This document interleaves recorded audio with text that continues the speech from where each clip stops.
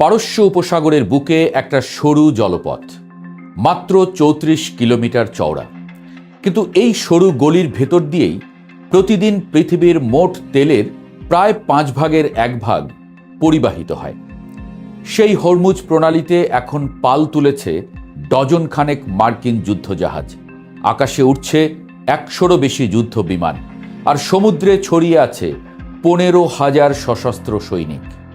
অপরদিকে তেহরান বলছে এই প্রণালী হবে মার্কিন বাহিনীর কবরস্থান। বিশ্বের অর্থনীতির ধমনী এখন রণক্ষেত্র, আর সেই রণক্ষেত্রের আগুন ছড়িয়ে পড়তে পারে বাংলাদেশের পাম্পে, রান্নাঘরেও।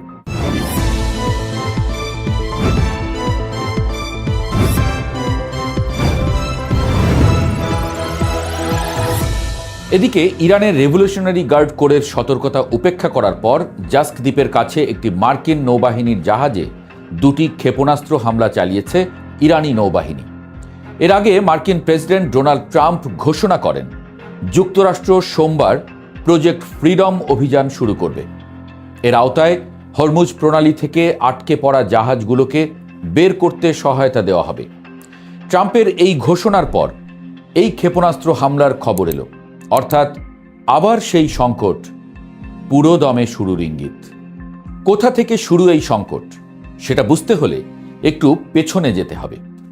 ২০২৬ সালের ২৮ ফেব্রুয়ারি মার্কিন যুক্তরাষ্ট্র ও ইসরায়েল যৌথভাবে ইরানের একাধিক শহরে বিমান হামলা চালায়।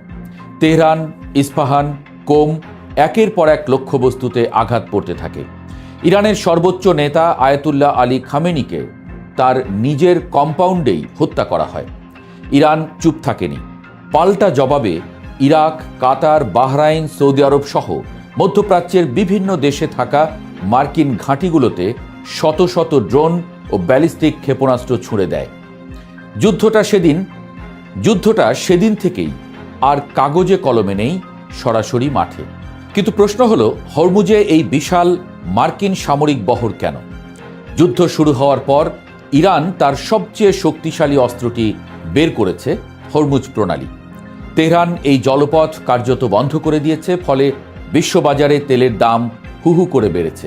$১০০ ছাড়িয়ে গেছে ব্যারেল প্রতি দাম। আমেরিকার ইউনিভার্সিটি অব হিউস্টনের বিশেষজ্ঞ এড হির্স সতর্ক করেছেন, হরমুজ দিয়ে আসা তেলের অর্ধেক সরবরাহ যদি বন্ধ থাকে তাহলে দাম উঠতে পারে ব্যারেল প্রতি $১৫০ পর্যন্ত। আর সেই আঘাত লাগবে পুরো বিশ্বে, ঢাকা থেকে দিল্লি, লন্ডন থেকে লস অ্যাঞ্জেলেস।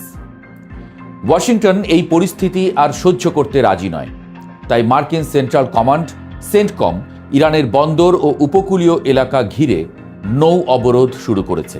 তেহরানকে অর্থনৈতিকভাবে পঙ্গু করে দেওয়াই এই কৌশলের মূল লক্ষ্য। এই অভিযানে ১২টির বেশি যুদ্ধজাহাজ সরাসরি অংশ নিচ্ছে। সঙ্গে রয়েছে ১০,০০০-এর বেশি অভিজ্ঞ সৈনিক, ১০০রও বেশি যুদ্ধ বিমান। নেতৃত্ব দিচ্ছে মার্কিন যুদ্ধজাহাজ আব্রাহাম লিঙ্কন। ইরান সংশ্লিষ্ট ২৩টিরও বেশি জাহাজকে মাঝপথ থেকে ফিরিয়ে দেওয়া হয়েছে। সমুদ্রপথে নিয়মিত তল্লাশি চলছে, সন্দেহভাজন জাহাজের গতিপথ পরিবর্তন করে দেওয়া হচ্ছে। ইরান কি ভয় পাচ্ছে? না, বরং উল্টো। ইরানের এক্সপিডিয়েন্সি কাউন্সিলের সচিব ও সাবেক আইআরজিসি কমান্ডার মোহসেন রেজাই মার্কিন নৌবাহিনীকে জলদস্যু বলে সম্বোধন করে বলেছেন, প্রয়োজনে তাদের রণতরী ডুবিয়ে দেওয়ার সক্ষমতা ইরানের আছে। তার ভাষায়, হরমুজ প্রণালী হবে মার্কিন আগ্রাসনের চূড়ান্ত সমাধি। কথাটা শুধু হুমকি নয়, রেজাই মনে করিয়ে দিয়েছেন গত মাসে ইস্পাহানে একটি মার্কিন যুদ্ধ বিমান ভূপাতিত হওয়ার ঘটনা। ইরান শুধু কথায় নয়, মাঠেও সক্ষমতা দেখিয়েছে। অভ্যন্তরীণভাবেও ইরান চাপে নেই। দেশ জুড়ে রিক্রুটমেন্ট সেন্টারগুলোতে স্বেচ্ছাসেবীদের ভিড়। বাসিজ, আইআরজিসি ও নিয়মিত সেনাবাহিনীতে যোগ দিতে হাজারো তরুণ লাইন দিয়েছে। ইরানি কমান্ডাররা দাবি করছেন এই মুহূর্তে তাদের কাছে প্রায় ১০ লাখ সেনা স্থলযুদ্ধের জন্য প্রস্তুত। আর ১৬ ফেব্রুয়ারি পারস্য উপসাগরে smart control of the strait of Hormuz শিরোনামে আইআরজিসির একটি বিশেষ নৌ মহড়া হয়ে গেছে, যেটাকে বিশ্লেষকরা বাস্তব যুদ্ধের একটা রিহার্সাল হিসেবেই দেখছেন। এই যুদ্ধের শিকার কারা হচ্ছে এখনই? মানুষ, নিরীহ মানুষ। জাতিসংঘের আন্তর্জাতিক নৌ পরিবহন সংস্থার প্রধান আর্সেনিও ডেমিঙ্গুয়েজ জানিয়েছেন, হরমুজ প্রণালীতে এই মুহূর্তে আটকা পড়েছেন প্রায় 20,000 নাবিক। তাদের সঙ্গে আটকা 15,000-এর মতো প্রমোদতরীর যাত্রী। সরাসরি বিপদে না থাকলেও যুদ্ধের আগুনের মাঝে সমুদ্রে আটকে থাকার মানসিক যন্ত্রণা অবর্ণনীয়। ইন্টারন্যাশনাল চেম্বার অব শিপিংয়ের হবু চেয়ারম্যান জন ডেনহোম বলেছেন, এই পরিস্থিতি চরম উদ্বেগজনক।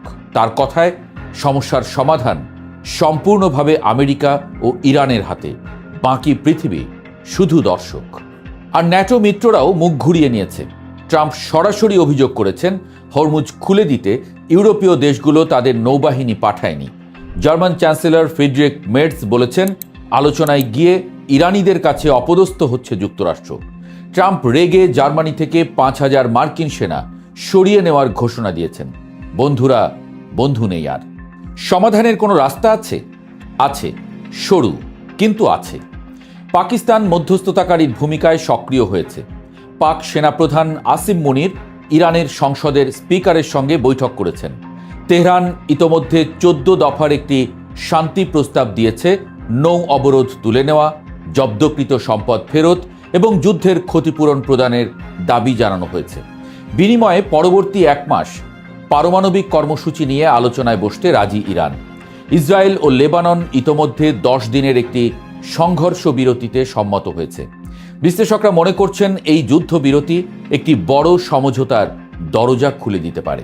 কিন্তু ট্রাম্প বলছেন, ইরান হরমুজ খুলে দিলেও অবরোধ তুলে নেওয়ার প্রশ্ন নেই।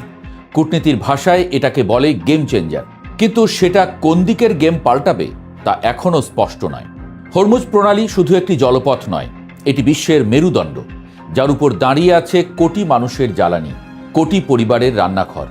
সেই মেরুদণ্ডের উপর এখন দাঁড়িয়ে আছে দুটো পরমাণু সক্ষম পরাশক্তির অহংকার। এক পক্ষ বলছে হরমুজ খোলো, অপর পক্ষ বলছে হরমুজই হবে তোমার কবর। মাঝখানে 20,000 নাবিক সমুদ্রে ভাসছেন। মাঝখানে পৃথিবীর তেলের দাম আকাশ ছুঁয়ে যাচ্ছে। আর মাঝখানে দুই পরাশক্তি একটি পরীক্ষা দিচ্ছে, যুদ্ধ থেকে ফেরার পথ চেনে কিনা। উত্তরটা এখনো জানা নেই। আর ট্রাম্প যা শুরু করতে চাচ্ছেন তা যদি বাস্তব হয়, তাহলে পৃথিবীর কপালে আসলে শনিই আছে।